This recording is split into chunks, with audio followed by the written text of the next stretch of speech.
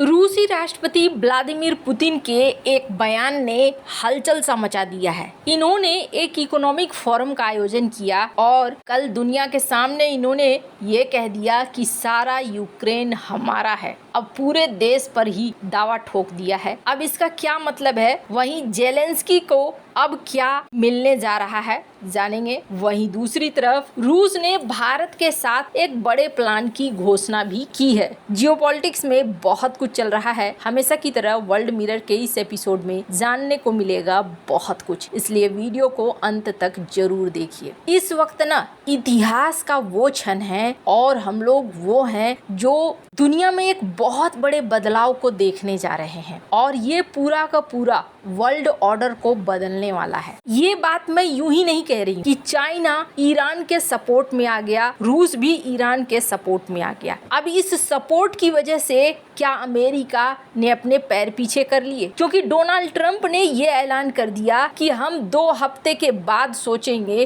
कि क्या करना है, क्या इजराइल का साथ देकर ईरान के ऊपर हमला करना है या नहीं करना है। इजराइल के लिए ये कैसा होगा? इजराइल के लिए ये एक बहुत बड़ा झटका है। 15 दिन का वक्त ले लिया। वहीं ईरान इस वक्त कहा जा रहा है कि काफी तेजी से बारिश कर रहा है मिसाइलों की, रॉकेट्स की, और यहाँ पर आयरन डोम की क्षमताओं पर भी अब धीरे धीरे सवाल हो रहे हैं कि क्या ये पूरी क्षमता के साथ काम कर पा रहे हैं या कुछ एक मिसाइलें गिर रही हैं। इजराइल के लिए ये एक बड़ी मुश्किल है और इसका सबसे बड़ा खामियाजा भी इजराइल को भुगतना होगा। डोनाल्ड ट्रंप के मन में क्या है, अमेरिका के मन में क्या है? क्या अमेरिका रूस और चाइना के इशारों को समझ चुका है कि ये युद्ध बड़ा खिंच सकता है, इसलिए अमेरिका ने पैर पीछे कर लिए हों? लेकिन आपको बता दूं, ये एक संकेत है कि यहाँ पर अगर अमेरिका शामिल होता है तो ये युद्ध बढ़ेगा और शामिल नहीं होता है तो इजराइल के लिए अकेले इस युद्ध में लड़ना होगा। और इजराइल के लिए ये किसी बड़े धोखे से कम नहीं है, क्योंकि ट्रंप इस बार पलट रहे हैं इजराइल के साथ ही। अब यहाँ पर एक आपको बदलाव देखने को मिल रहा है अमेरिका के साथ, तो वहीं दूसरा बदलाव आपको रूस यूक्रेन युद्ध में भी देखने को मिलेगा और इसकी शुरुआत राष्ट्रपति पुतिन ने कर दी है। कैसे? स्क्रीन पर एक वीडियो देखिए। Look at the national border. As I said, they incurred into the Kursk region and they committed a lot of crimes there, including crimes against the civilian population. And we kicked them out with significant losses. And now we have to create security areas along the borders because they keep attacking from there. They use artillery, they use UAVs. Security zone. Ну, в Сумской области. In the Sumy region, it's about 10 to 12 kilometers. In some places, it's 8 to 10 kilometers. And then there's the city of Sumy, the regional center. But we do not have this task of taking Sumy, but I do not exclude this. I do not rule this out. Now, why? Why are we doing all this? Well, because they're creating threats for us. They keep shelling our border areas, our border regions. And this is an outcome of their ungrounded and ill-thought. हालांकि इस video में क्या कहा गया तो आपको बता दूं, रूस के राष्ट्रपति व्लादिमीर पुतिन ने बड़ा बयान देते हुए पूरे यूक्रेन पर दावा ठोक दिया है। सेंट पीटर्सबर्ग में रूस के इस आर्थिक मंच पर बोलते हुए पुतिन ने यूक्रेन पर लंबे समय से चले आ रहे दावे को दोहरा दिया है और कहा है कि रूसी और यूक्रेन वासी एक लोग हैं। उन्होंने ये भी कहा कि इस अर्थ में तो पूरा यूक्रेन हमारा है। इसके साथ ही उन्होंने ये भी कहा कि यूक्रेनी शहर सूमी पर रूसी सेना का कंट्रोल हो सकता है। हालांकि यूक्रेन ने कहा कि पुतिन का ये पागलपन है, पुतिन ऐसा कहते हैं। पुतिन का कहना है कि हमारे पास एक कहावत है, जहां रूसी सैनिक के पैर पड़ते हैं वो हमारा होता है। यूक्रेन पर अपनी स्थिति को साफ करते हुए रूसी राष्ट्रपति ने कहा कि रूस ने कभी भी यूक्रेन की संप्रभुता के अधिकार पर संदेह नहीं किया है, लेकिन ये भी कहा कि यूक्रेन ने 1991 में एक तटस्थ राज्य के रूप में घोषणा की थी, लेकिन अब ये जो कर रहे हैं ये नाटो के साथ जा रहे हैं, जो हमारे लिए सबसे ज्यादा विनाशकारी प्रभावशाली होगा, इसलिए हम इस चीज को नहीं स्वीकार करेंगे। यूक्रेन को चाहिए कि जमीनी सच्चाई को स्वीकार कर ले। अब यूक्रेन का क्या हाल है, तो जो इस चैनल के रेगुलर व्यूअर हैं उन्हें अच्छे से पता होगा। हमने आपको G7 के बारे में बताया था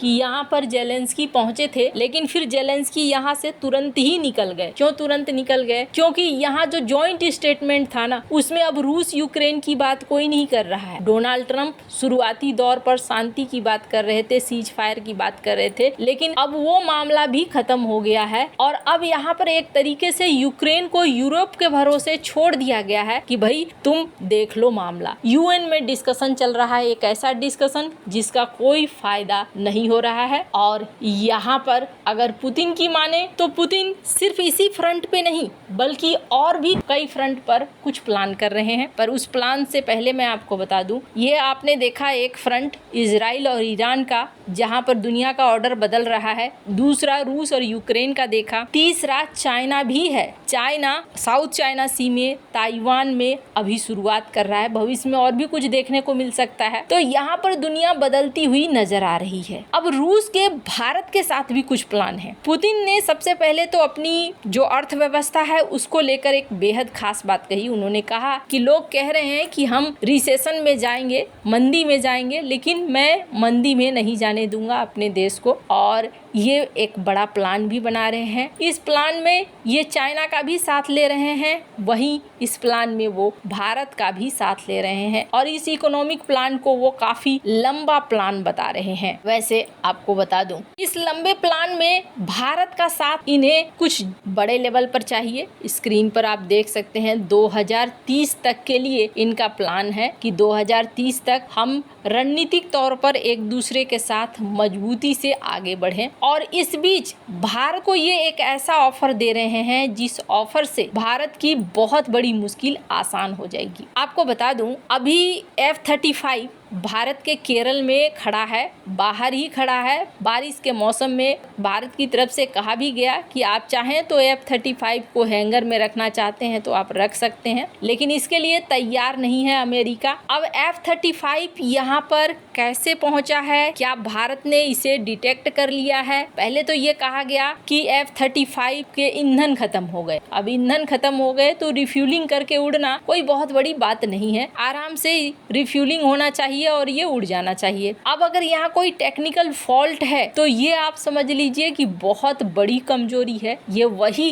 F-35 है जिस F-35 को अमेरिका भारत को बेचना चाहता है और भारत के ऊपर दबाव बना रहा है कि भारत खरीदे, लेकिन अभी तक भारत ने यहाँ कोई रुचि नहीं दिखलाई है। ऊपर से ये भी देखने को मिल रहा है कि OLX पर किसी ने मजाकिया तौर पर इसे लिस्ट भी कर दिया है कि ये F-35 भारत में बिकने वाला है। लेकिन भारत को अगर F-35 मिलेगा भी तो $80 मिलियन का एक F-35, जबकि रूस भारत को डिफेंस का एक दिग्गज बनाना चाहता है और यहाँ रूस ने भारत को सुखोई 57 पूरे 100% टेक्नोलॉजी ट्रांसफर के साथ ऑफर किया है। यानी भारत के पास एक बड़ी अपॉर्चुनिटी है। भारत न सिर्फ इस जेट को खरीद सकता है बल्कि भारत इसे अपने ही देश के अंदर बना सकता है और बनाकर दुनिया भर में बेच भी सकता है, ठीक वैसे ही जैसे कि भारत ब्रह्मोस को बेचता है। हालांकि रूस और भारत के बीच में अभी बहुत सारी संभावनाएं हैं जो आगे हो सकती हैं। आपको क्या लगता है, क्या भारत को रूस के सुखोई 57 के ऑफर को